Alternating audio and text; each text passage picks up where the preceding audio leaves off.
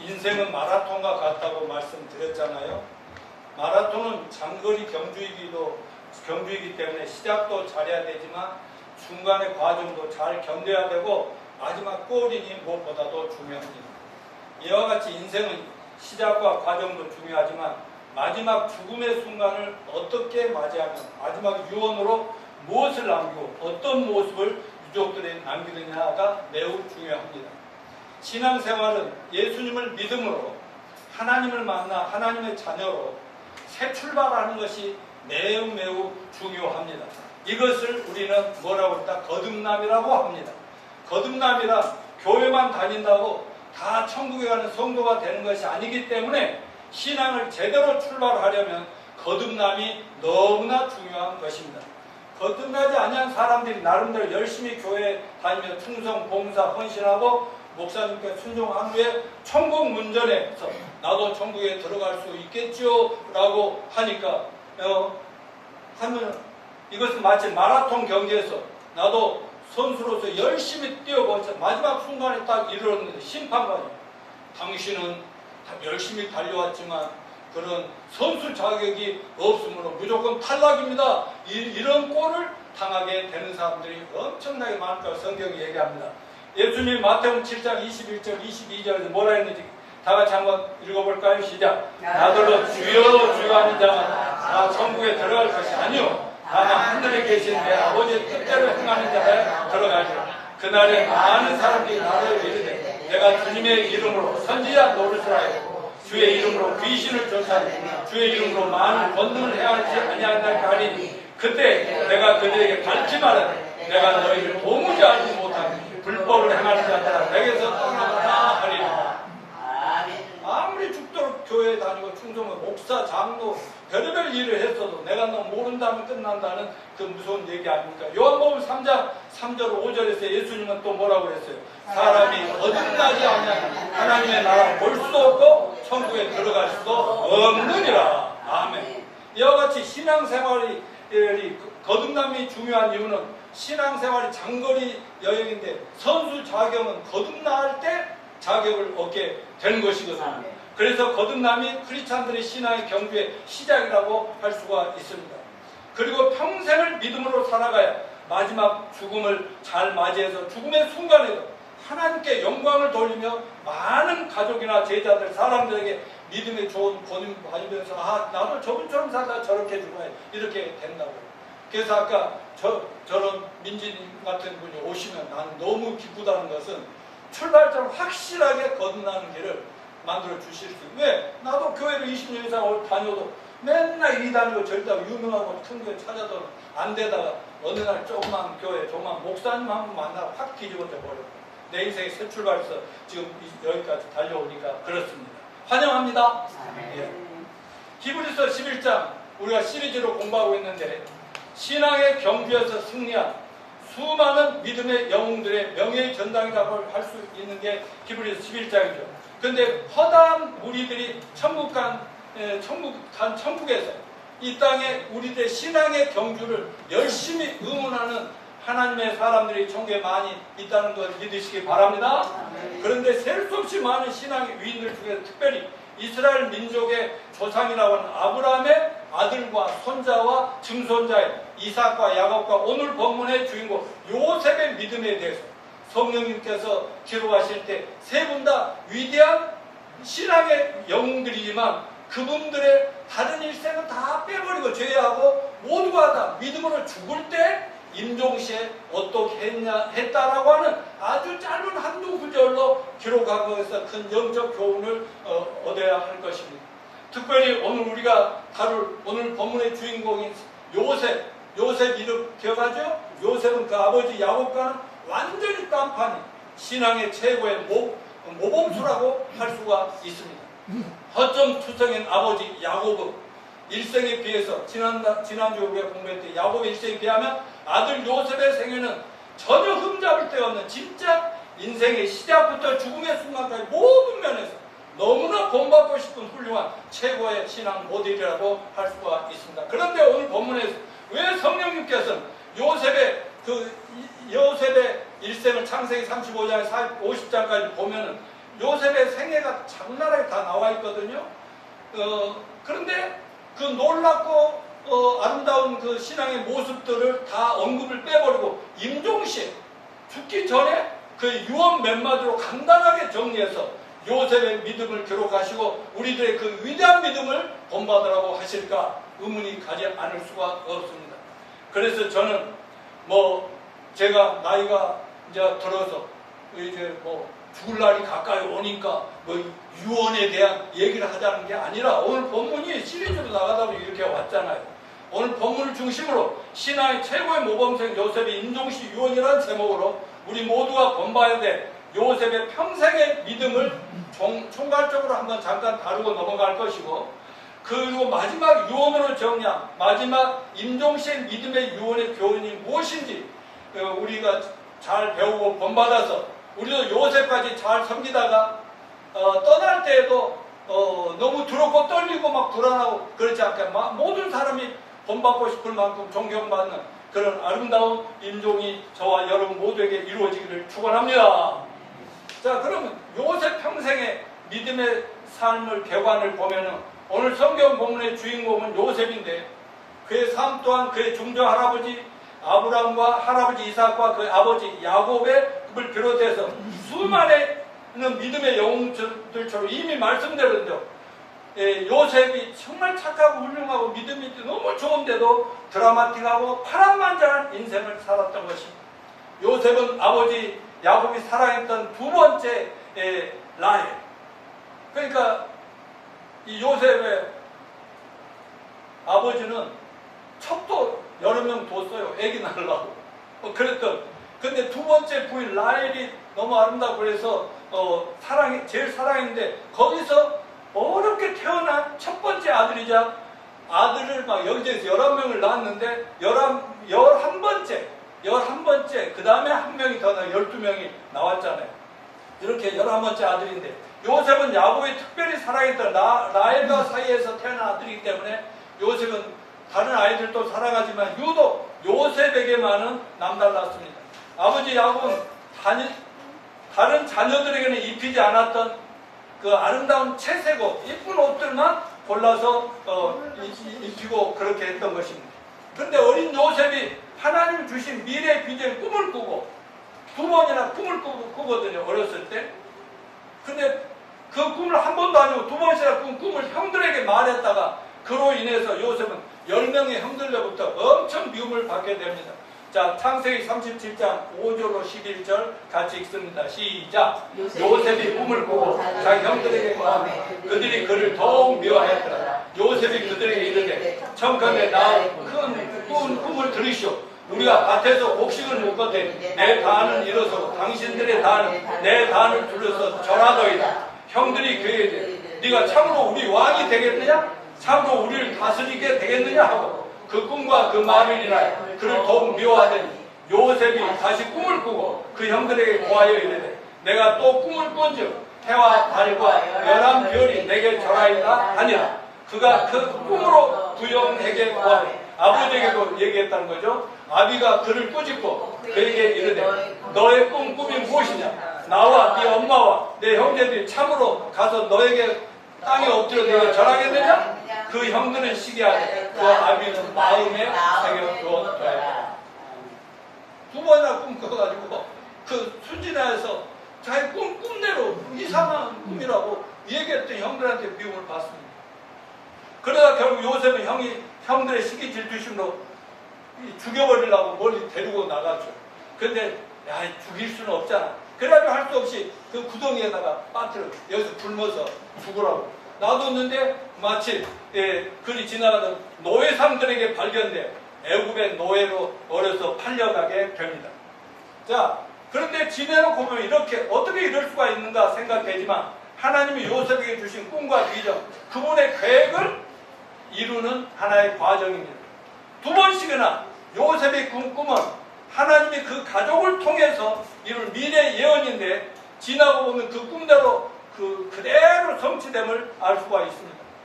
나이 17세 소년 요셉은 그때부터 고난과 시련의 여슬, 자기 꿈과 비전 때문에 그 모든 고난 속에서도 하나님께 대한 믿음은 절대로 잃어버리지 않습니다. 애굽 노예로 팔려가 살았던 13년 동안 보디발의 집이라는 이상한 집으로 노예로 팔려 들어가죠. 종살이 할 때. 또 종살이 하다가 아무 잘못 집에서 열심히 일하고 섬기고 있는데 자기 부인 마님이 성적인 유혹을 하는데 그럴 수가 없죠. 거절했다가 오히려 이 성추행범으로 고소를 그 부인이 해버리니까 옥중생활을 할 때는 또 옥중생활을 하면서도 그 안에서도 어떻게 사람들을 잘 섬기는데 그 요즘으로 말하면 장관들 한 2명이 잘못해서 들어왔는데 그들한테 잘해줄 때 그 중에 한 명이 나가서 그 일을 해가지고 나이 30살에 애굽의 국무총리가 되었잖아요. 30대 때 애굽 국무총리가 되었는데 생활에서나 모두 한결같이 하나님 앞에서 성실하고 깨끗하고 그렇게 생활을 했다는 얘기입니다. 요셉은 역경 중에서나 평탄함 중에서나 한결같은 믿음으로 하나님을 섬겼고 맡겨진 세상 일과 자기에게 주어진 사람들을 섬기는데 최선을 다해서 아름답게 섬겼습니다. 보통 우리 자신을 보나 많은 주변에 믿는 자들을 볼 때 많은 분들이 역경 중에서는 하나님 의지하고 잘 믿고 기도하다가 일이 잘 풀리고 평탄한 생활하면 언제 그랬냐는데 하나님 난 몰라한다. 세상에 오히려 더 집중하고 빠지는 경향을 볼 수가 있는데 또한 평탄한 가운데 잘 믿다가 조금 어려움 닥치면 하나님 왜 나한테 이러십니까? 하나님 안 계신 건 맞죠? 그럴 줄 알았어. 이러면서 막 하나님을 소리하는 것도 많습니다. 이게 보통 우리들도 구원받았지만 우리가 몇십 년씩 하나님을 이렇게 섬기는 과정 속에서 우리도 살다 보면은 좀 어려운 일 생기면 이런 이상한 모습들이 나오는 이게 우리 타락한 본성이 아니겠습니까? 그러나 요셉은 생활이 어렵든지 평탄한지 상관없이 신실하고 한결같이 하나님과 사람들을 잘 섬기고 또 절대 교만하지 않고 잘난 체 하지 않고 이렇게 살았습니다. 요셉은 채색 옷을 입고 아버지의 사랑을 받으면서 지낼 때나 더 초라한 옷을 입고 애굽의 노예 생활을 할 때나 죄수복을 입고 감옥살이 할 때나 한결같이 하나님에 대한 믿음을 절대로 잃어버리지 않고 믿는 자의 자세를 흐트러뜨리지 않고 그때그때 주어지는 모든 상황에서 하나님을 섬기듯 그때그때 만난 많은 사람, 어려운 사람들 섬기는 데 최선을 다했습니다. 이처럼 요셉이 자신의 믿음을 지키고 그 악한 세상에 자신의 정결함을 지킬 수 있었던 이유가 뭐냐? 언제나 하나님을 의식하면서 믿음으로 하나님과 동행하는 삶을 날마다 살았기 때문이었습니다. 요셉의 세계는 창세기 아까 말씀드린 창세기 37장부터 50장에 이르기까지 요셉이 믿음으로 행했던 수많은 일을 찾아볼 수 있습니다. 이것은 요셉이다 하나님과 하나님의 약속의 말씀에 대한 굳건한 믿음으로 쉽게 말하면 꿈이라는 게 오늘날 우리가 성경 말씀을 통해 가지는 비전과 사명감 그런 거거든요. 그 마음에 있는 그 하나님 주신 꿈대로 부모님 조상으로부터 받았던 하나님 말씀대로 살아온 결과 놀라운 간증거리입니다. 자, 오늘 본문의 핵심이 요셉 임종시 유언의 교훈이라고 했잖아요.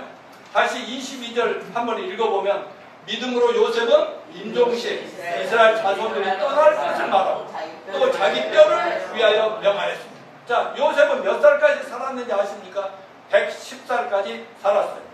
오늘 본문의 이 말씀은 요셉 110살을 다 살다가 죽기 직전에 마지막으로 한 말입니다. 히브리서 11장 22절 요셉 믿음으로 행하였던 많은 일들 중에서 요셉 유독 죽기 전에 마지막으로 남긴 말 한마디를 믿음으로 한 일이다 이렇게 하나님께서 기록해라 이렇게 했잖아요. 자, 우리가 볼 때 요셉이 행한 일들 중에서 그보다 더 중요한 일들이 많이 있다고 생각되는데 왜 히브리서 11장 22절은 오직 요셉이 마지막으로 한 말을 기록하면서 요셉이 마지막으로 한 말이 바로 믿음으로 한 중요한 일이었다고 높이 평가하고 있을까요? 요셉의 마지막과 그 유언이 우리에게 깨닫게 해주는 중요한 내용들이 있지만 오늘은 세 가지 영적 교훈만을 잠깐 살피도록 하겠습니다. 첫째, 다 같이 읽습니다. 시작. 믿는 자는 마지막 순간까지 믿음으로 살아야 한다.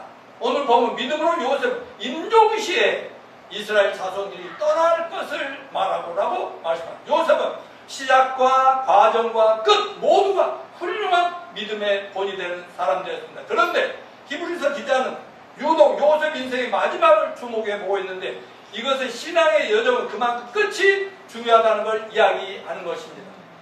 자, 우리나라 속담에 뭐가 있어요? 시작은 절반이다. 근데 미국 속담에는 뭐라고? 끝이 좋아야 다 좋다고 합니다. 그러면 우리 인생의 끝이 언제일까요? 그 끝은 오늘입니다. 내 인생의 끝은 오늘이다. 따라서 하라니까. 내 끝은 오늘이다. 그런 마인드로 살아야 돼. 우리가 오늘 하루를 잘 살고 끝맺음을 잘해야만 다음도 내일도 인생의 끝도 좋게 될 수 있다. 나중에 잘하지 오늘은 뭐 그러면 적당히 이렇게 이러면 끝이 좋을 수가 없어요. 날마다 하루에 최선을 다해 믿음으로 사는 것들이 모여서 내 인생이 되는 겁니다. 그래서 또한 인생의 끝은 역시 하나님께서 이제 본향으로 와라 하고 우리를 부르실 그날이 바로 끝입니다. 여러분, 사람의 내일 일을 알 수 있다 없다?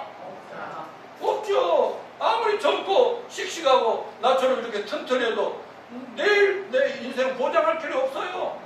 예. 그러니까 우리가 젊다고 우리 인생의 끝이 오래가 되는 것도 아니고 늙었다고 오늘 내일 끝나는 것도 아니고 누구나 언제든 인생을 끝낼 될 때가 언제든지 올 수 있음을 알고 오늘 하루를 하나님 앞에서 믿음으로 잘 살아가는 저와 여러분이 되시길 축원합니다. 요셉은 자신에게 주어진 하루하루를 이처럼 믿음으로 살아갔습니다. 그렇게 살아가다 보니까 110세 임종시까지 믿음으로 잘 살게 된 것입니다. 그래서 오늘이라고 하는 매일이 중요하다는 말이고 그래야 끝이 좋은 것임을 기억하시기 바랍니다. 요셉은 어렸을 때 신앙으로 자랐어요. 하나님 주신 꿈과 비전으로 그렇게 산 겁니다. 청년기에도 신앙으로 일관하였고 장년기에도 말하는 총리가 돼가지고도 신앙으로 자기 인생의 책임을 다했습니다. 그리고 임종시에 요셉의 믿음은 더욱 아름답게 지금 빛나고 있는 것입니다. 요셉은 17세에 꿈을 꿉니다. 요셉은 꿈은 하나님이 그에게 보여주신 그의 장래의 모습과 그를 통해서 이루시게 될 큰 민족의 비전이었습니다. 그리고 13년 후인 30대 애굽의 총리가 됩니다. 그런데 요셉은 꿈이 이루어진 후부터 세상적으로 부귀영화에 빠져서 권력놀이를 하면서 하나님을 등하시하고 그렇게 살지를 절대 않고 똑같은 자세, 총리 될 때나 깜빡이 있을 때나 뭐 종을 할 때 똑같은 자세로 한결같이 110세까지 살았다. 요셉은 30세 총리가 되고부터 110세 인생 마칠 때까지 몇 년을 살았습니까? 80년을 산 거 아닙니까? 80년.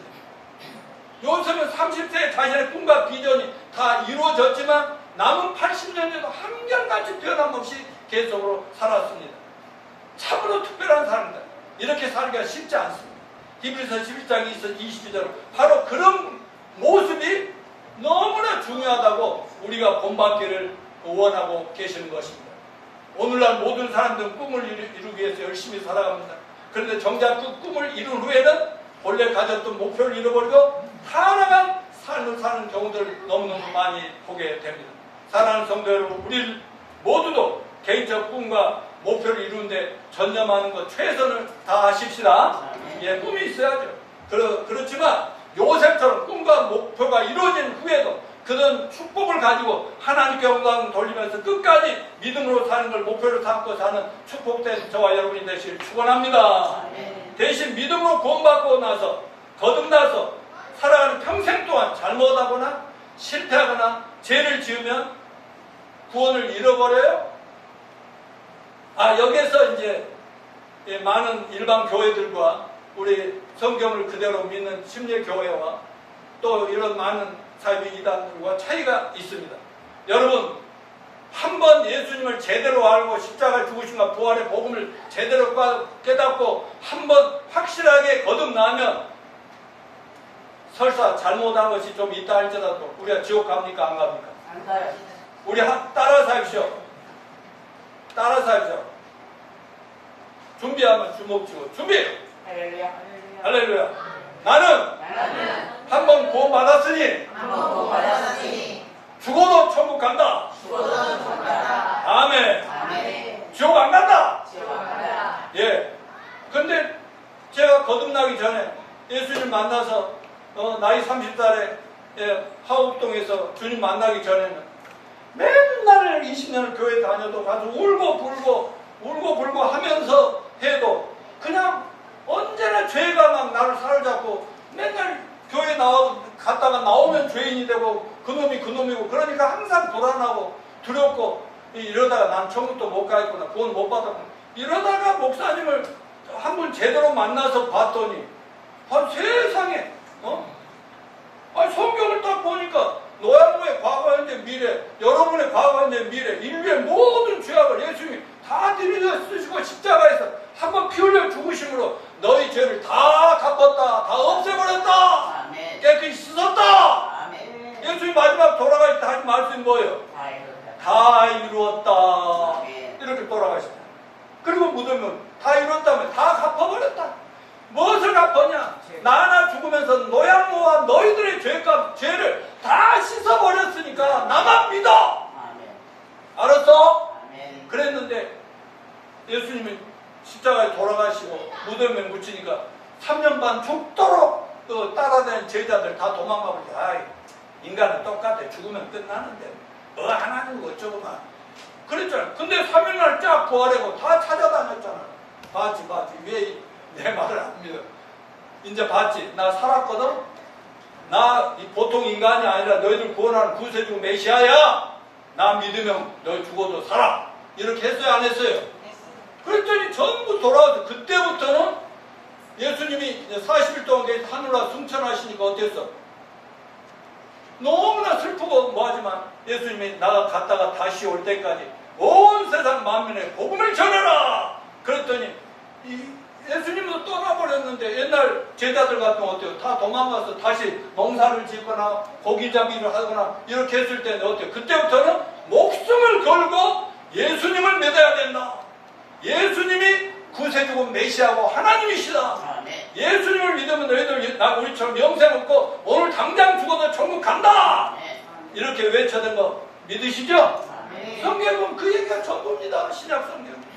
그렇게 해서 저희들도 영적으로 종교적으로 방황하다가 이렇게 제대로 만날 사람을 만나서 복음을 예수님을 제대로 알고 보니까 예수님 2000년 전에 노양모 때문에 돌아가셨는데 그러니까 저는 생각만 하면 또 그것만 예배하다가도 자꾸 눈물이 나서 나 같은 놈이 뭐길래 나 하나 살리라고 저렇게 모질게 돌아가셨나 이런 눈물이 겹다는 얘기인 겁니다. 여러분들도 근데 요셉은 그렇게 어려서부터 끝까지 그 당시에는 이렇게 예수님은 없었지만 그 당시 구약에 처음부터 하나님이 마음 먹고 태어나게 해서 그냥 하나님을 종으로 쓰시려고 근데 아기 때부터 평생을 그렇게 살아가더라 하는 거 아니겠습니까?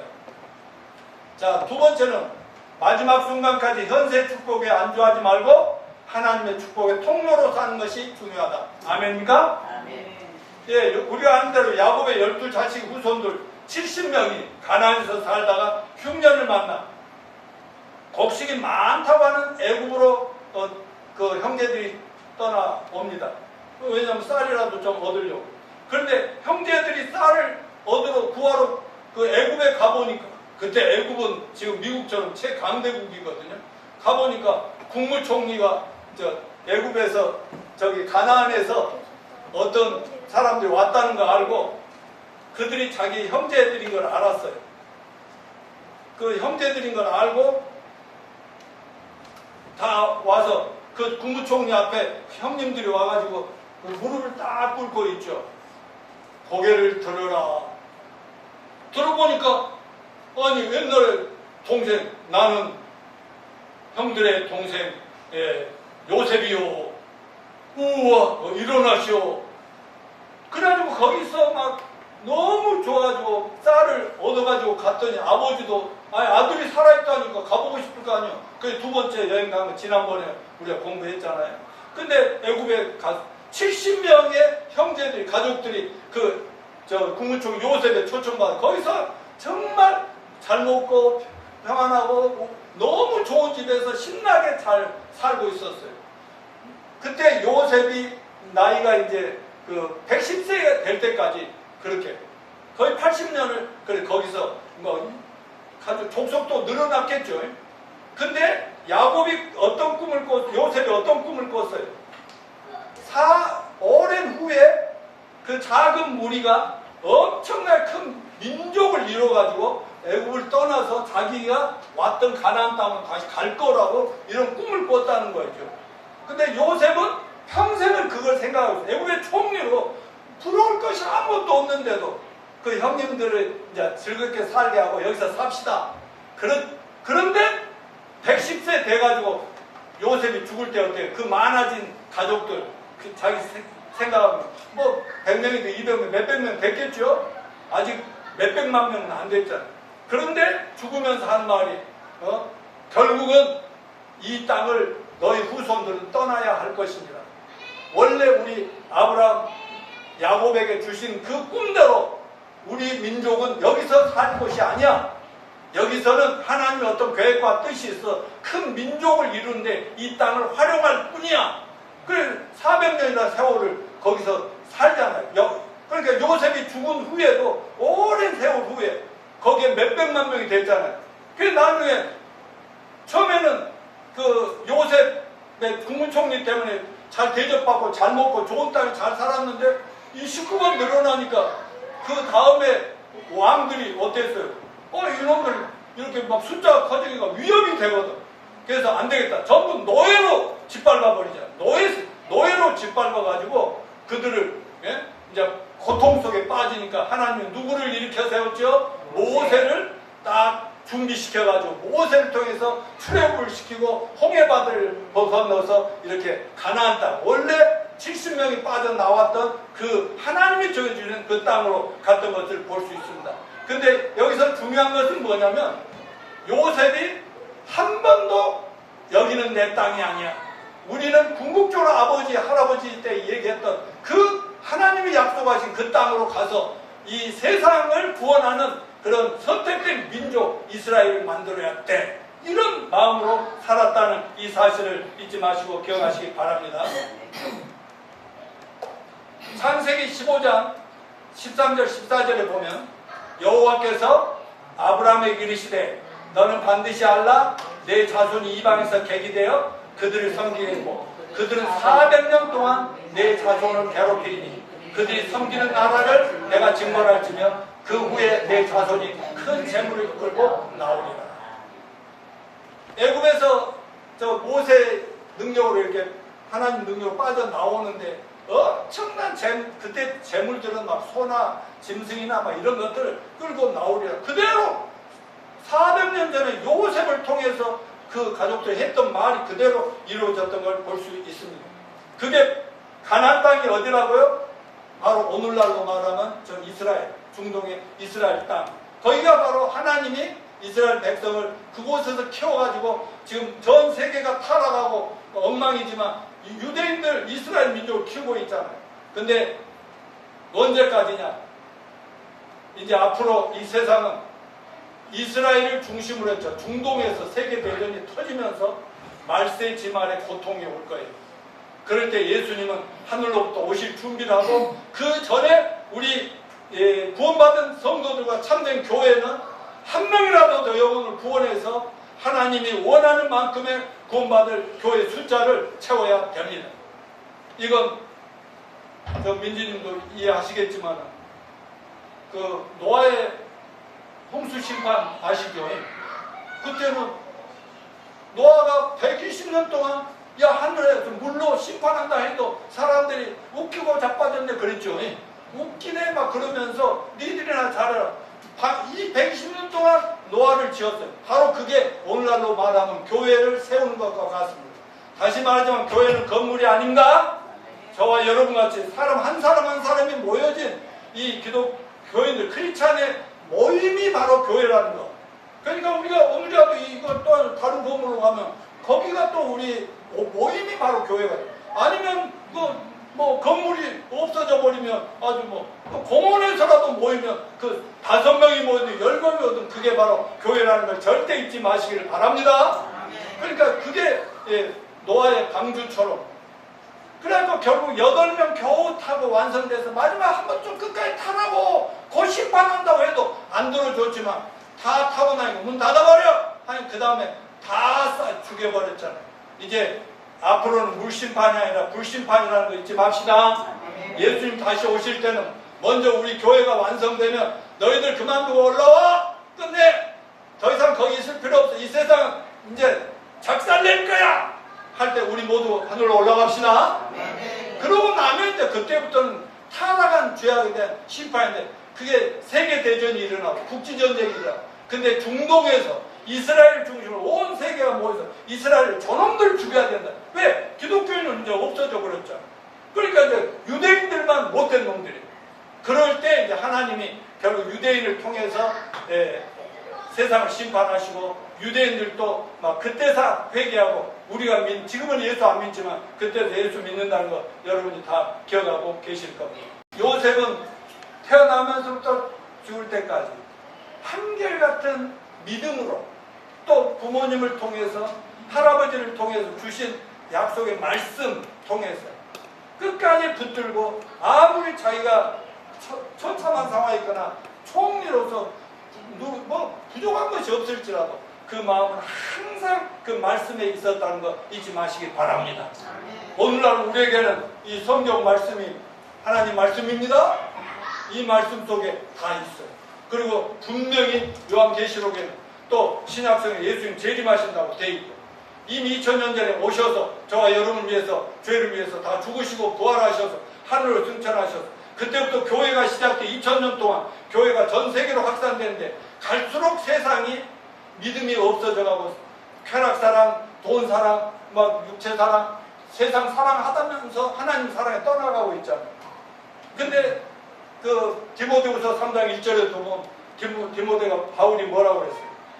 마지막 때가 되면 고통하는 때가 이를 때인데 그때는 사람들이 세상 사랑, 돈 사랑, 자기 사랑 온갖 사랑 때문에 하나님 사랑보다 더하게 이러다가 수도하면은 완전히 이 다 심판받고 작살날 그런 불쌍한 인생들이라는 것을 잊지 맙시다.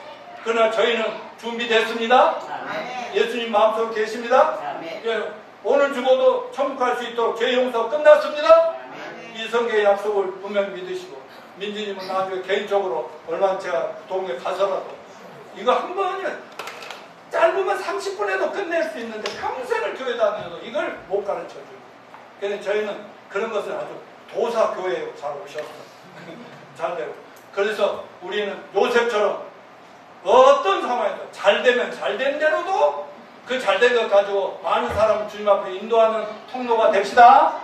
다른 사람에게 하나님을 만나게 해주는 계기 그런 데 사용하는 그런 여러분의 은사와 재능과 재물이 되시기를 축원합니다.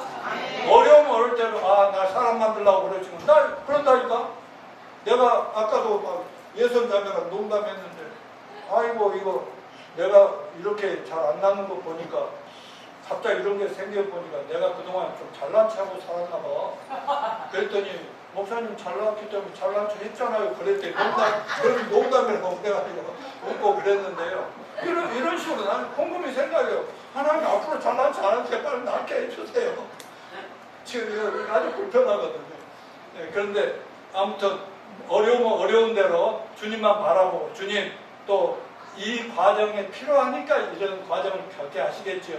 그렇지만 저는 주님만 바라보고 언제든지 오늘이 세상 끝날이 된다 해도 부끄러움 없이 하나님 앞에 갈 수 있는 제가 되겠습니다 하는 그런 결심하는 저와 여러분이 되길 축원합니다.